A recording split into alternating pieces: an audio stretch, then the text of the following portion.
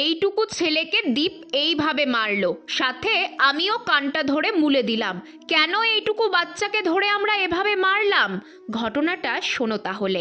সকালে আমার ছাদ বাগানে গাছগুলোর যত্ন করছি, এমন সময় ঋষি চিৎকার করে আমাকে আর দীপকে ডাকছে, যেন মনে হচ্ছে বাড়িতে ডাকাত পড়বে।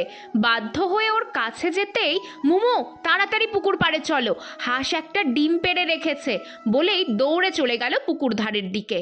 জানো, সকালবেলা করে আমাদের পুকুরে অনেক হাঁস আসে। হয়তো ঋষি সত্যিই বলছে, হাঁস বোধহয় আজ পুকুর ধারেই ডিম পেড়েছে। এই ভেবে আমরা দুজন ওর পেছন পেছন গেলাম।